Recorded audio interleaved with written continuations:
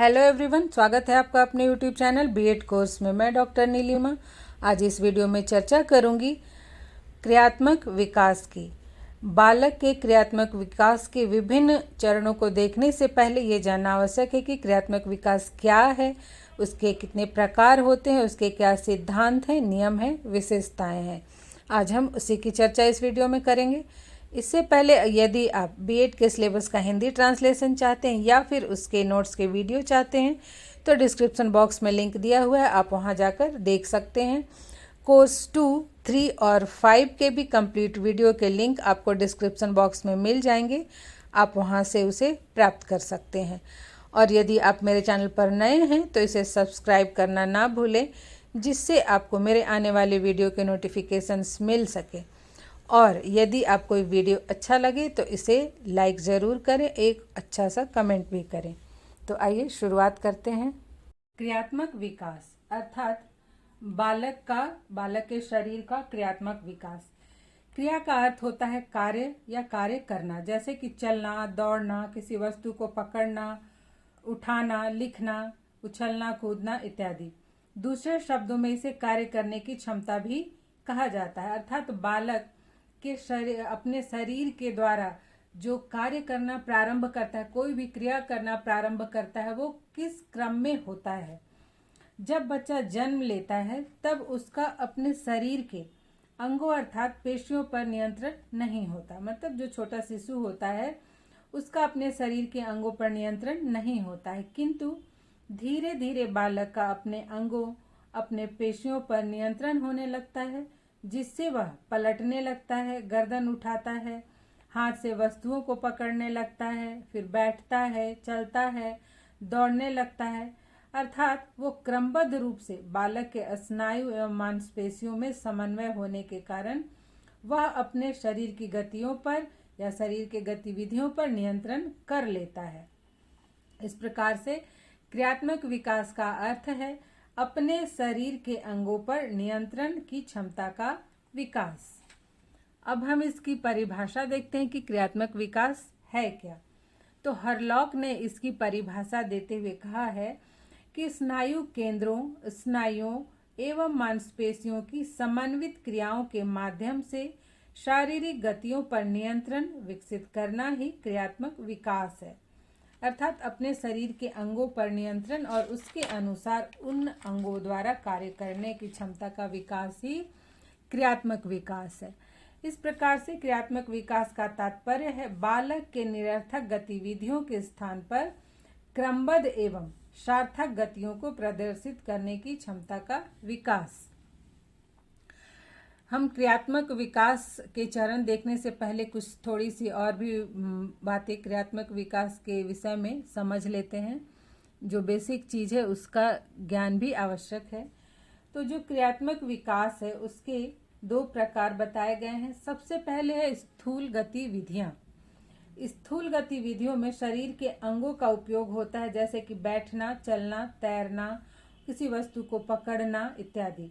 बालक में जन्म से लेकर प्रारंभिक 4-5 वर्षों में स्थूल गतिविधियों का विकास तीव्रता से होता है। और जो दूसरा है वो है सूक्ष्म क्रियात्मक कौशल।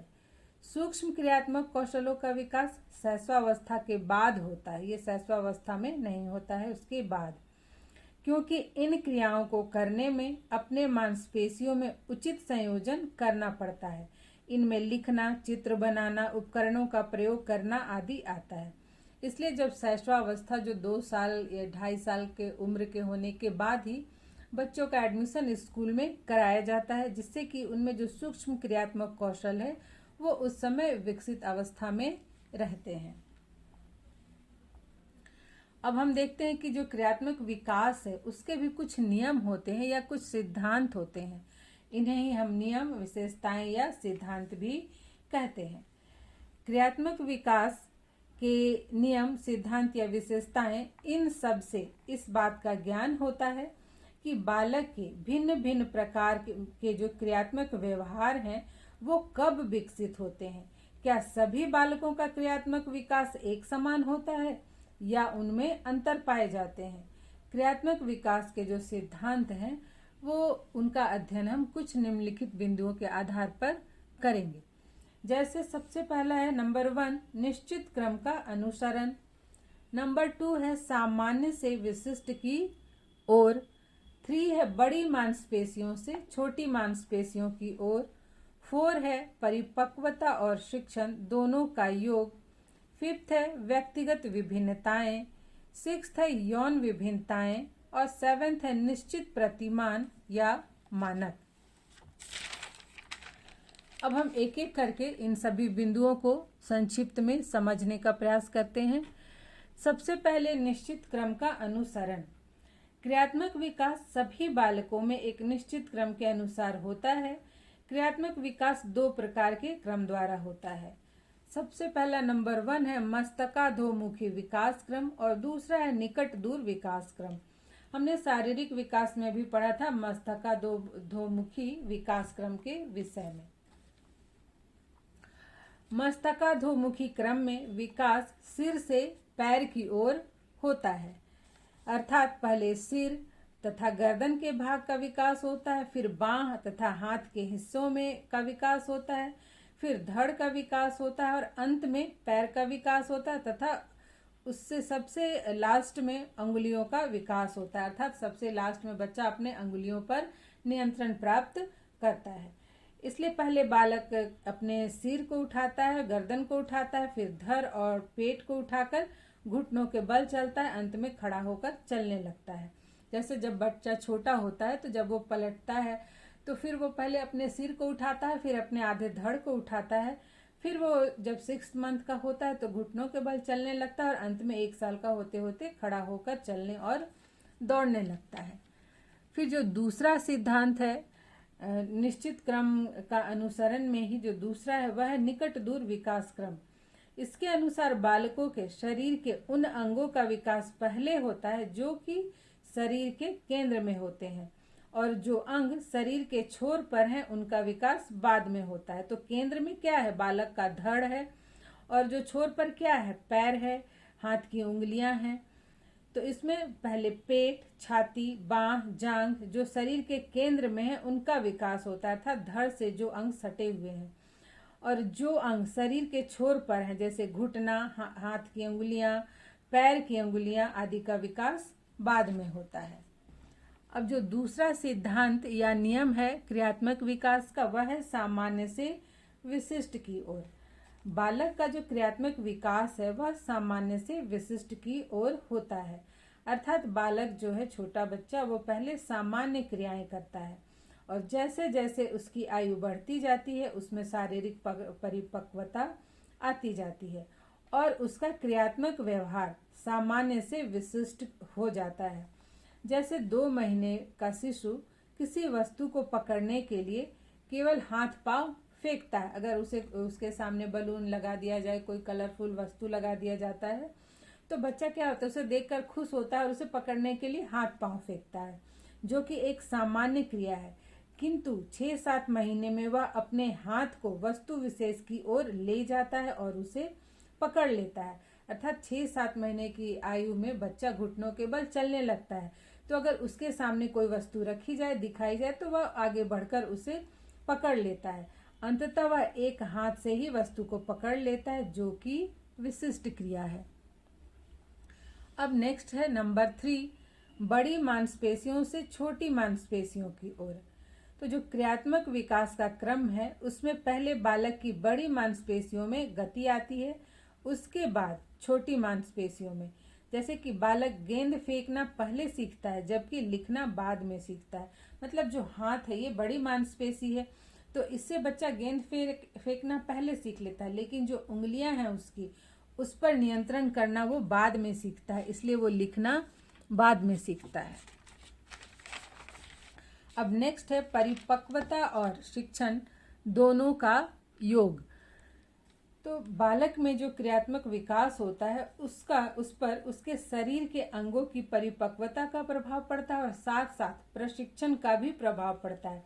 अर्थात बालक में जो क्रियात्मक विकास है वो इसलिए कि उसके अंग भी परिपक्व हो चुके हैं और उसे प्रशिक्षण भी दिया गया है। जैसे शिशु 6 महीने में बैठने तथा 1 वर्ष में चलने योग्य हो जाते हैं। जनरली 1 वर्ष में बच्चे चलना शुरू कर देते हैं, किंतु यदि उन्हें इसका उचित प्रशिक्षण तथा अभ्यास नहीं कराया जाए तो वह बैठने एवं चलने की क्रिया देर से प्रारंभ करेगा।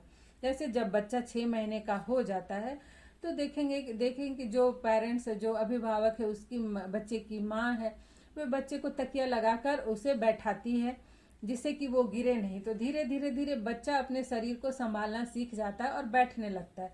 उसी प्रकार से जब वो 1 साल का हो जाता है तो उसे उंगली पकड़कर पहले धीरे धीरे चलना सिखाया जाता है और बच्चा इसी क्रम में अपने शरीर में संतुलन स्थापित कर लेता है और चलने लगता है।